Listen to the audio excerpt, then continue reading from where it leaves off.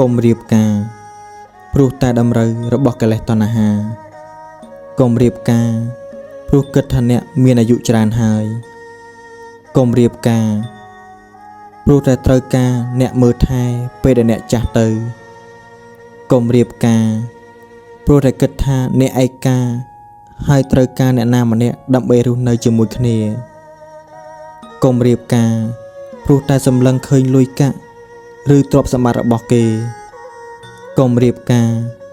ព្រោះតែការអាណិតនរណាម្នាក់ទោះបីជាគេនិយាយថា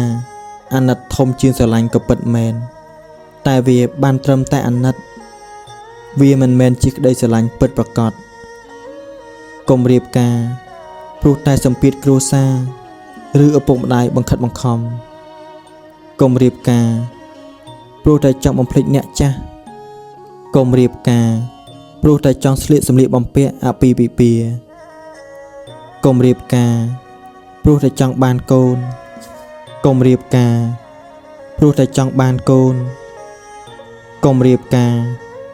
ព្រោះតែឃើញមិត្តភក្តិគេការអស់ហើយប៉ុន្តែត្រូវរៀបការជាមួយមនុស្សដែលគេស្រឡាញ់យើងហើយយើងក៏ស្រឡាញ់គេគឺរៀបការព្រោះតែសេចក្តីស្រឡាញ់ពិតប្រាកដកុំរៀបការដើម្បីបញ្ជាក់ចិត្តបរិសុទ្ធរៀបការព្រោះតែសេចក្តីស្រឡាញ់ពិតប្រាកដរៀបការដើម្បីបញ្ជាក់ចិត្តស្មោះបរិសុទ្ធចំពោះមនុស្សដែលយើងស្រឡាញ់រៀបការព្រោះចង់មើលថែការពារគ្នាទៅវិញទៅមករៀបការចង់ផ្ដល់សេចក្តីសុខនិងសុភមង្គលដល់មនុស្សដែលយើងស្រឡាញ់តែមុននឹងរៀបការមានស្វាមីភរិយាតើអ្នកមានសួរខ្លួនឯងដែរទេរៀបការហើយអ្នកធ្វើអីរៀបការហើយអ្នកសល់អីរៀបការហើយគួរធ្វើយ៉ាងដូចម្ដេចដើម្បីឲ្យជីវិតគូមានសម្រស់រៀបការហើយតើអ្នកគួរផ្លាស់ប្ដូរអ្វីខ្លះមិនមែនរៀបការហើយអត់អីធ្វើអង្គុយមើលមុខគ្នាការងារមិនកើតតែកូននោះទេរឿងរៀបការមិនមែនជារឿងលេងសើចរឿងរៀបការមិនមែនជាល្បែងដូចក្មេងបេះលុកបេះឡរឿងរៀបការមិនមែនងាយស្រួលដូចយើងគិតតែរឿងរៀបការគឺជាការកសាងជីវិតមួយថ្មីផ្សេងទៀតដែលយើងត្រូវផ្លាស់ប្ដូរទម្លាប់ចាស់របស់យើងចោល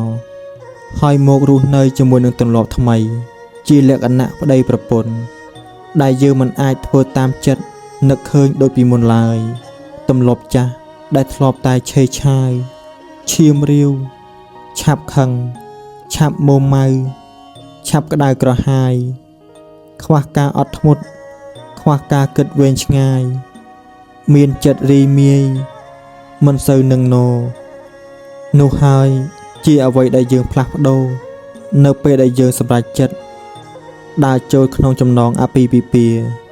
បើកាលណាយើងហ៊ានសម្រេចចិត្តដើរចូលក្នុងចំណងអាពាហ៍ពិពាហ៍ហើយគឺត្រូវតែតស៊ូ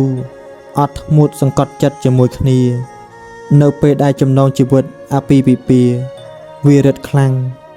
ចំណងកាន់តែតឹងយើងកាន់តែតស៊ូកាន់តែតឹងយើងកាន់តែរឹងមាំ